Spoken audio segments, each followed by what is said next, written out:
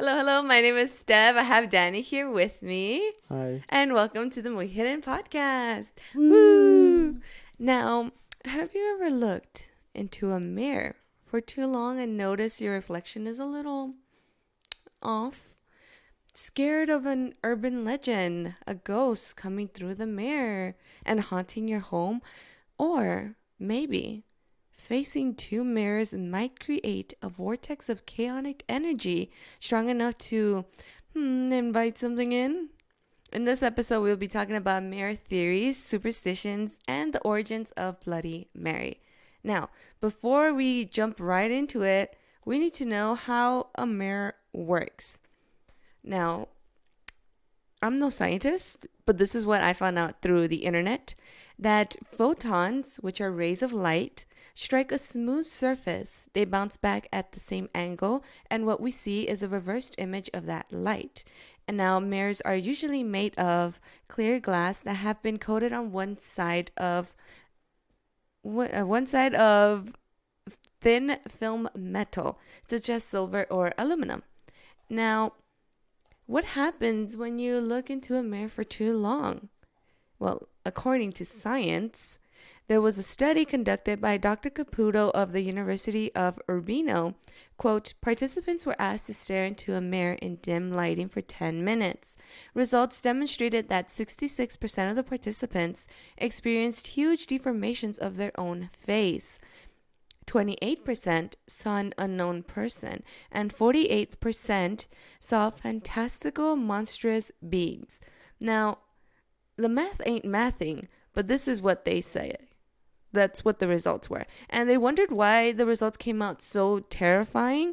The first possibility is because our brain cannot focus on the whole picture. It can only handle so much information at a time. This is referred to as Troxler's fading or the Troxler effect, first identified by Swiss physician Inez Paul Vital Troxler in 1804. Now, for example, when you see those illusions of an image filled with different splashes of color and there's usually a black X in the center, they tell you to stare at the center and eventually the colors begin to fade or vanish around you. Another popular example is when you see two spiral patterns and there's a red dot in the center. They tell you to stare at the center and eventually the spirals begin to move on their own. So to get into more details, according to Wiki, quote, Troxler's fading can occur without any extraordinary stabilization of the retinal image in peripheral vision because the neurons in the visual system beyond the rods and cones have large receptive fields. This means that the small involuntary eye movements made when fixating on something fail to move the stimulus onto a new cell's receptive field. In effect, giving unvarying stimulation, end quote. Or another thing that it can be, if you stare in a mirror for too long, is that seeing something in a mirror specifically can be the Caputo effect, which is a psychological effect of staring at yourself in the mirror with low lighting and can lead you to react to sensory deprivation with your imagination. Because of that anticipation building up, the brain begins to create something that isn't there. Now, when I was looking into this and when I was reading it, immediately I thought about that scary child game that I played when I was younger, which is the Bloody Mary, right? And, you know, I'm just going to tell you how you're supposed to play it, right? So, rule number one, go to a room that has a mirror. Rule number two, turn off all the lights and you light a candle. Okay? Number three is you stare at yourself and say the name Bloody Mary 3 times. Now, when I went online because I wanted to fact check what I knew, it told me 7 times, but I remember it just being 3 times, so I'm just gonna stick to three. And you know, and if she doesn't come out, that means she's just probably busy, right? But on WikiHow, for whatever reason, it tells me that if she doesn't show up, that one needs to spin 3 times, and that should grab her attention. I don't Spin. know. You gotta spin three You, times. you gotta spin 3 times. According to WikiHow, you can check. But how to play Bloody Mary and it'll pop out. Yeah, I mean, I remember just like it being. You say it three times, turn off the lights. Right? That'd be it. Okay, but have you ever played this game? No, but people wanted me to. So will you ever play this game? No. Okay, cool. Not in my house. Not in my house. Okay, well, I tried to find the origins of the game, right? But when I typed it in, I learned about the origins of different things. So I'm going to teach you real quick. The origin of the Bloody Mary, invented by bartender named Ferdinand Pete Petiot. I probably butchered that name. I'm so sorry. He invented it at Harry's New York's bar in Paris in 1921. The origins of the name Bloody Mary is a nickname for the Queen of England, Mary. During her 5-year reign, hundreds of people died in a barbaric manner. Barbaric. Being burned at the stake. For her bloodthirsty and unjust actions, she was given the name Bloody Mary. Maybe that can be a future podcast episode. Hmm. Hmm. No. But as for the origins of the actual game, the one I was talking about, it might actually come from the Countess Elizabeth Bathory, alleged serial killer, possible witch, when she was accused of killing, torturing, and bathing in her victims' uh, blood, like a tub. I picture a tub full of blood. Now, but I do think that the Troxler's effect is the Troxler's effect, and which one was the other one that I mentioned, the Caputo effect. I do think those are probably the reasons why Bloody Mary works so well for dozens of people.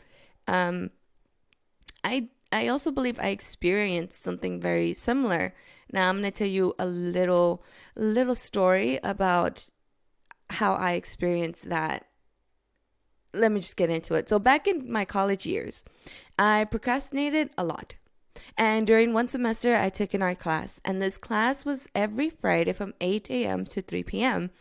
I figured, hey, I'm gonna do my art assignment the night before so it can be fresh in my memory tomorrow when I present it, right? And that messed me up. So it was a self portrait. And my professor told me that this self portrait had to be me facing a mirror. It cannot be a photo. She wanted us to, you know, see what it was like to draw someone without it being a photo. And okay, I I stared at myself in the mirror, and this project took me all night. Throughout the night, I would look at myself, and I'd look back at my canvas, and I couldn't recognize myself at the end. I started the project like at 10 p.m. and I finished like around 6 a.m. I took a nap, grabbed a cup of coffee, and went to class. And during class, I had just hit my limit. I pulled an all nighter. I was overexhausted. I was over caffeinated, and it was just it was horrible. I was feeling horrible, right? I excused myself and I went to the restroom to wash my hands. And the moment I looked at myself in the mirror, I began to spiral. I don't even remember looking, like seeing myself, but I do remember like looking at my hands and I was just trying to like, I don't know, like I was just trying to just like be present because at that point I couldn't recognize myself in the mirror. And I do think I was my body was malfunctioning, my vision was blurred, and I was just crying uncontrollably. I think in that moment I thought I was probably having an anxiety attack. And maybe I talked to someone, and they mentioned like maybe it was a manic episode because of the project I had done. And never ever stared at myself in the mirror for too long after that, because I do not want to experience that ever again. Yeah, it was absolutely horrible. And did you know that the ancient Greeks believed that someone's water surface reflection was the image of their soul? The Romans also believed that a mirror reflected one's soul. That was a horrible segue. Moving on. Which this talking about the whole soul thing, it's going to bring me to my first theory. Okay. Now, the first theory is that mirrors can leave you vulnerable to supernatural forces. Okay. And just go along with the ride on this one, okay? So, what happens when you stare at a mirror for too long? You are creating a window or an entry into the most vulnerable part about you, your soul.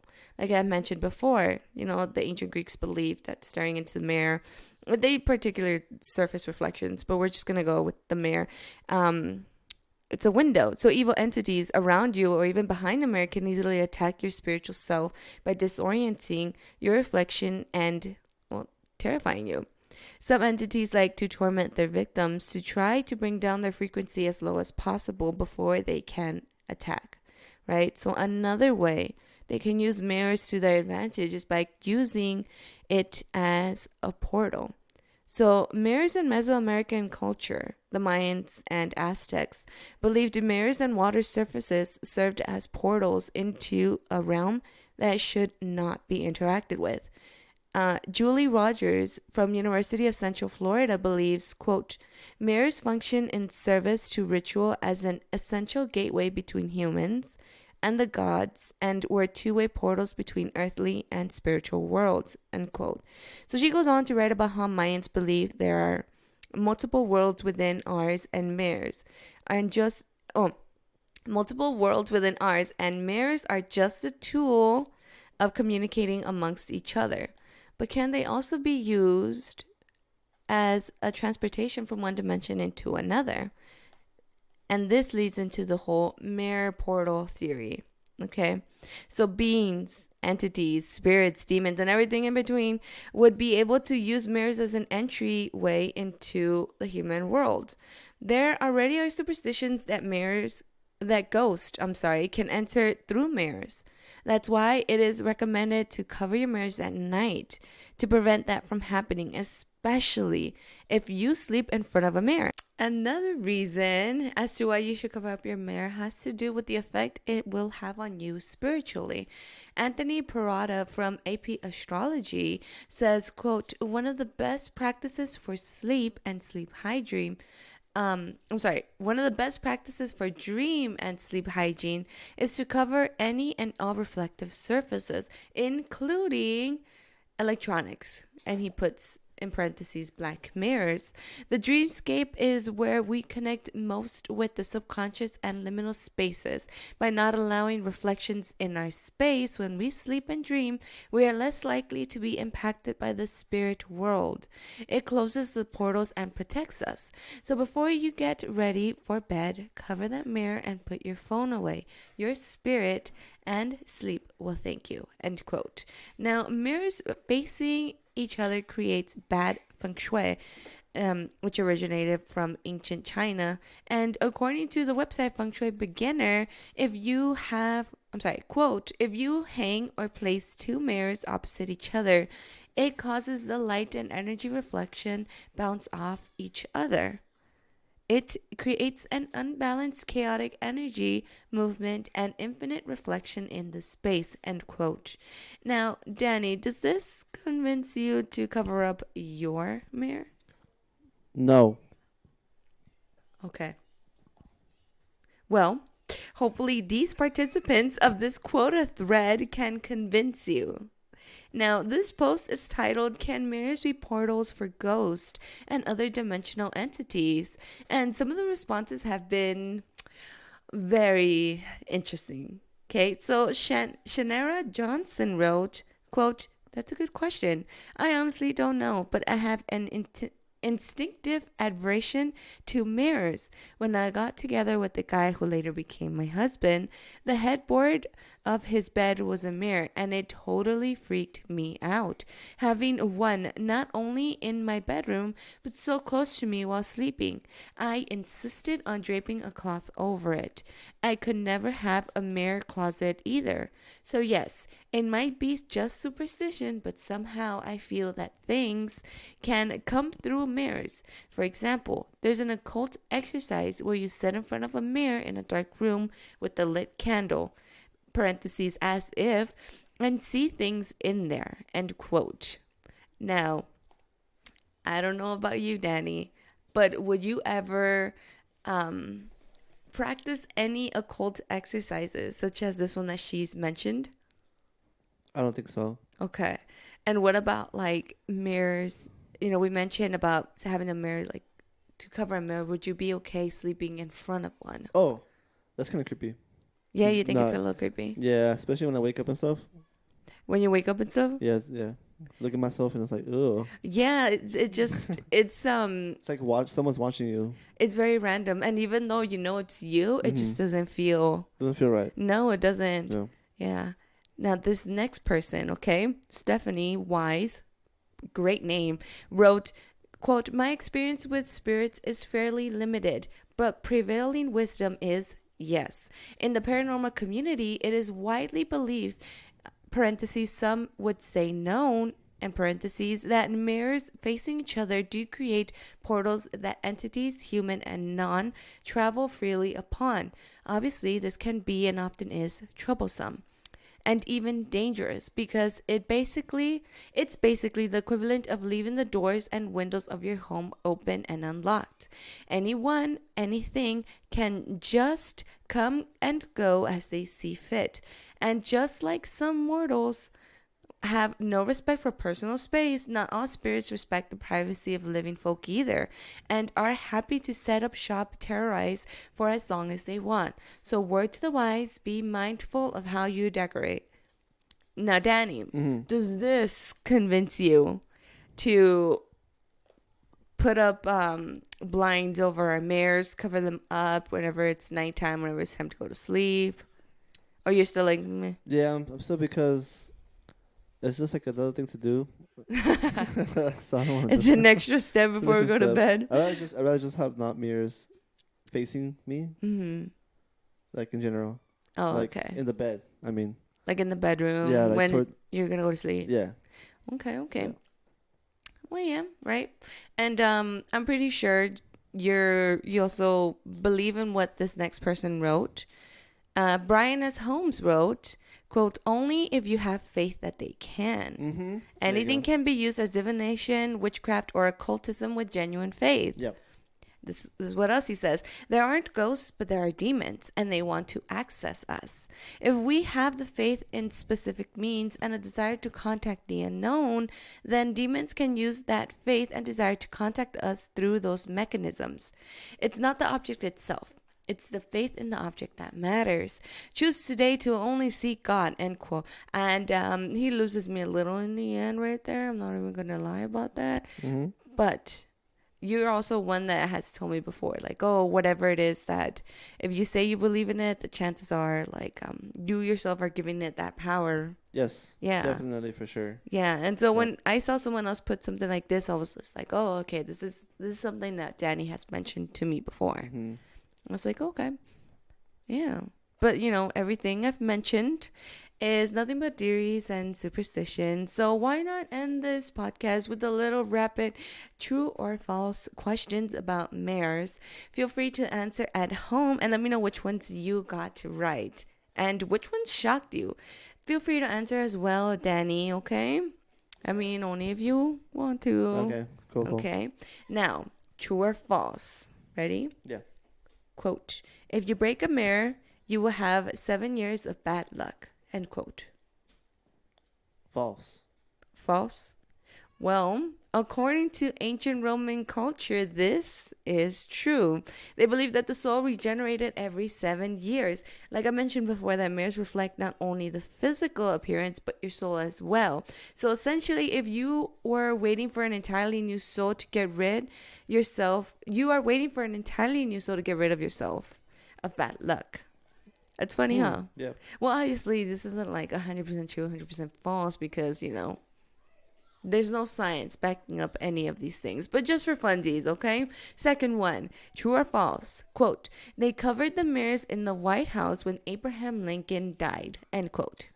Oh, that sounds like it's true.